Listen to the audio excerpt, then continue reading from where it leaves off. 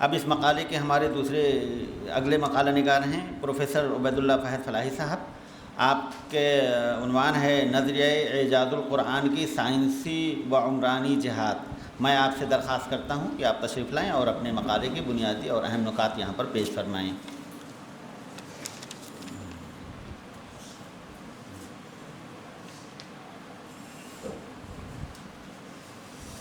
رب اشرح لی صدری ویسر لی امری واحلل عقدۃ من لسانی یفقہوا قولی. دوستوں اور ساتھیوں، یورپ میں رینیساں کے نام سے جو علمی اور فکری بیداری آئی، فطری طور پر اس کا اثر پورے عالم عرب اور عالم اسلام پر پڑا. علوم اسلامیہ، قرآنی علوم، اعجاز القرآن کی مختلف جہتیں بھی اس سے متاثر ہوئیں، اور دور جدید میں اعجاز القرآن کے مختلف مذاہب پر جو گفتگو ہوئی، ان میں بطور خاص اس علمی و فکری بیداری کے اثرات نمایاں ہیں.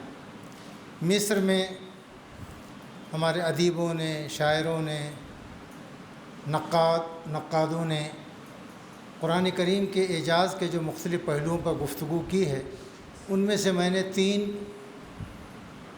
اعجاز القرآن کے مصنفین کا انتخاب کیا ہے اپنی گفتگو کے لیے.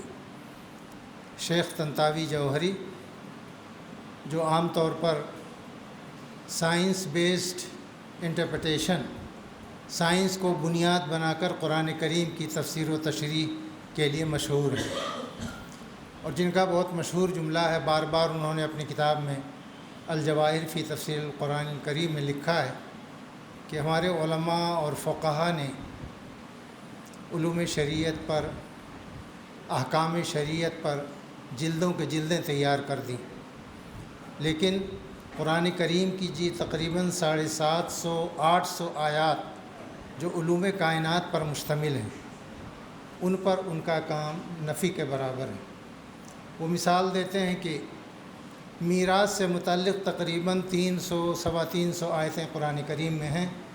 اس کو ہمارے محققین نے، علماء نے علم ریاضی کی شکل میں ڈیولپ دے کر کے بہت اوج کمال کو پہنچا دیا، لیکن سائنس اور علوم جدیدہ پر ان کی نظر نہیں گئی، جبکہ اس کی آیات قرآن کریم میں زیادہ ہیں. پھر انہوں نے، سر سید نے جو منہج اختیار کیا تھا قرآن کریم کی تفسیر کا، اس کو اور زیادہ گہرائی کے ساتھ، طوالت کے ساتھ، بحث اور مباحثے کے ساتھ اپنی تفسیر الجواہر فی تفسیر القرآن کریم میں انہوں نے برتا، اور قرآن کریم کے جو سائنسی اعجازات ہو سکتے ہیں اس پر بہت مفصل گفتگو کی. اور عام طور پر وہ قرآن کریم کو ایک سائنس انسائکلوپیڈیا بنانے پر آمادہ نظر آئے. خواہی نہ خواہی زبردستی انہوں نے قرآن کریم کی تفسیر کرنے کی کوشش کی، سائنس کے ہر چھوٹے بڑے فارمولے اور ٹیکنالوجی کی ایجاد کی حمایت میں، اور اسی کی وجہ سے علماء نے ان کے خلاف فتویٰ دیا. سعودی عرب میں یہ تفسیر بین رہی اور اس کو بہت زیادہ مقبولیت حاصل نہیں ہو سکی. دوسرا، اعجاز القرآن کا ادب اور بلاغت کے نقطۂ نظر سے اعجاز قرآن کی مختلف جہتوں کا مطالعہ وہ ہمارے شیخ مصطفیٰ صادق الرافعی نے کیا، جن کی کتاب تحت رایۃ القرآن بہت مشہور ہے، لیکن اس سے زیادہ مشہور اعجاز القرآن والبلاغۃ النبویہ.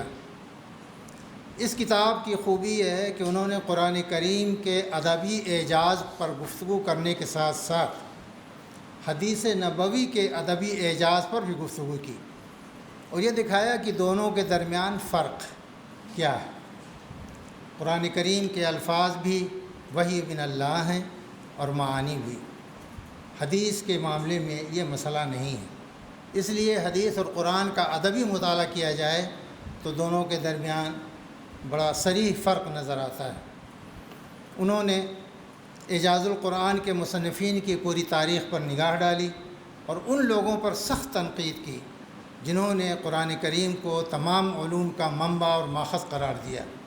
مثال کے طور پر امام ابو حامد الغزالی کے پر ان کی سخت تنقید ہے، امام شاطبی کے الموافقات کی انہوں نے تائید کی ہے۔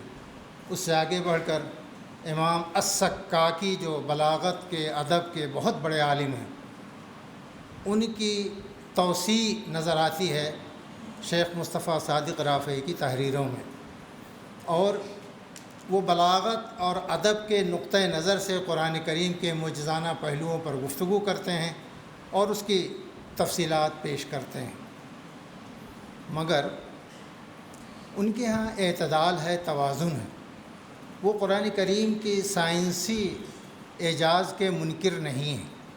ان کا کہنا یہ ہے کہ اعتدال کے ساتھ اس بات کو سامنے رکھتے ہوئے کہ قرآن کریم کتاب ہدایت ہے، کتاب سائنس نہیں ہے، اور مختلف میدانوں میں قرآن کریم کی ہدایت کے اعجاز کو دور جدید میں نمایاں کرنا یہ وقت کی ضرورت بھی ہے، تو ضروری نہیں ہے کہ رسول اکرم صلی اللہ علیہ وسلم کے زمانے میں اور صحابہ کرام کے زمانے میں ان تمام علوم کا احاطہ کر لیا گیا ہو جس کے اشارے قرآن مجید میں موجود ہیں۔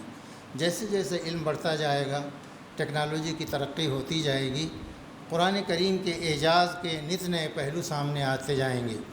اس کے لیے ایک لفظ استعمال کیا انہوں نے کہ بلاغت میں اسے السیاست المنطقیہ کہتے ہیں، منطقی استدلال، اور پھر وہ قرآن کریم کی سورہ رحمان کی وہ آیت پیش کرتے ہیں، یا معشر الجن والانس ان استطعتم ان تنفذوا من اقطار السماوات والارض فانفذوا لا تنفذون الا بسلطان فبأي آلاء ربكما تكذبان۔ وہ کہتے ہیں کہ بالسلطان، قرآن خود اشارہ دے رہا ہے کہ آسمان و زمین کی پہنائیوں میں تم نفوذ کر سکتے ہو اگر تمہارے پاس سلطان ہو۔ سلطان کیا ہے؟ علم اور سائنس کی، ٹیکنالوجی کی دریافت ہے۔ یہ رسول اللہ کے زمانے میں نہیں تھی، آج وہ دریافت ہوئی ہے، تو اس کا امکان ہے کہ قرآن کریم کے مختلف متنوع، باہم کنٹراڈکٹری، متصادم افکار و نظریات کا استخراج کیا جائے اور ہر نقطہ نظر اور ہر مکتب فکر کی حمایت کی جائے۔ آگے جیسے جیسے علم ترقی کرتا جائے گا ویسے ویسے ہدایت کا جو واضح شاہراہ ہے وہ واضح ہوتی جائے گی اور صحیح علم تک رسائی انسانوں کی ممکن ہو جائے گی۔ آج اگر قرآن مجید کے اعجاز کے مختلف پہلوؤں کے اظہار میں اختلاف اور تنوع نظر آ رہا ہے تو یہ خوش آئند ہے، اس سے بہت زیادہ گھبرانے کی ضرورت نہیں ہے۔ یہ شیخ مصطفیٰ صادق رافعی کی رائے ہے۔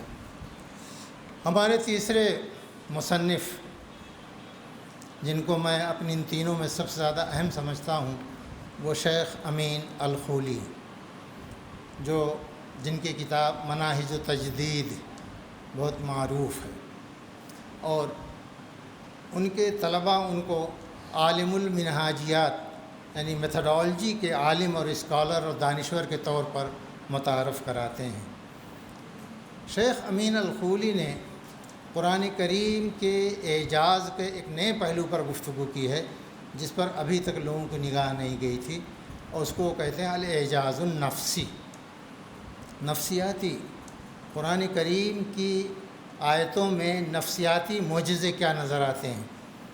الاعجاز النفسی سے ان کی مراد یہ ہرگز نہیں ہے کہ سائیکالوجی کے جدید علوم کے پیمانوں پر اس کو کرائٹیریا بنا کر ہم قرآن کریم کا مطالعہ کریں۔ جدید علوم کو معیار بنا کر قرآن کریم کے مطالعے کے وہ سخت مخالف ہیں، اور انہوں نے تو ان متکلمین اور فلاسفہ اسلام پر بھی بھرپور تنقید کی ہے جنہوں نے اعجاز قرآن کی متکلمانہ بحثیں، بڑی قیمتی بحثیں پیش کی ہیں۔ وہ کہتے ہیں یہ بالکل درست نہیں ہے۔ ادب اور بلاغت کے نقطہ نظر سے ہی قرآن کریم کے اعجاز کا مطالعہ درست ہے اور صحیح ہے، مگر اعجاز النفسی کا مطلب کیا ہے؟ وہ کہتے ہیں قرآن مجید کو آپ پڑھیے، ہدایت کے، زجر و توبیخ کے، قیامت کے مناظر کے، قصوں کی تکرار کے، ہر مرحلے پر انسانی نفسیات کی کتنی زبردست رعایت قرآن مجید نے کی ہے کہ وہ دلوں پہ چھاتا چلا جاتا ہے۔ کوئی پہلو، کوئی آیت، کوئی سورہ پڑھیں تو دل پہ نقش ہوتا چلا جاتا ہے۔ وہ نفسیات کی ایسی زبردست رعایت ہے وہ جدید سائیکالوجی نہیں ہے، قرآن کی اپنی نفسیات ہے۔ قرآن کی ان نفسیات کو سامنے رکھا جائے تو سمجھ میں آتا ہے کہ قرآن مجید کا ایک ایک حرف، ایک ایک لفظ وہ کس طرح سے نفس انسانی کو، ذہنی سماعتوں کو، ذہن کو، قلب کو متاثر کرتا ہے۔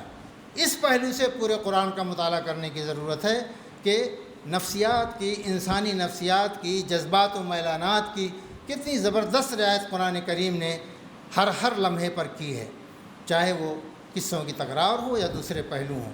اور تکرار کا پہلو تو ایسا جس میں تقریباً 25-30 صفحات شیخ امین الخولی نے اس کے لیے وقف کیے ہیں۔ مولانا فراہی نے تکرار پر جو گفتگو کی ہے اس سے بہت آگے کی باتیں ہیں جو شیخ امین خولی کے ہم کو یہاں نظر آتی ہیں۔ ہر قصہ، اس کی تکرار، اس میں انسانی جذبات و میلانات کی کس قدر رعایت، بہت نفیس اعلیٰ درجے کی بحث ہے۔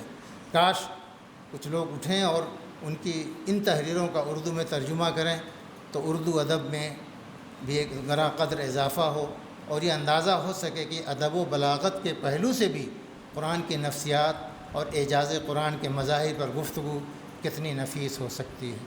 اقول قولی ھذا واستغفر اللہ لی ولکم اجمعین واستغفروہ انہ هو الغفور الرحیم۔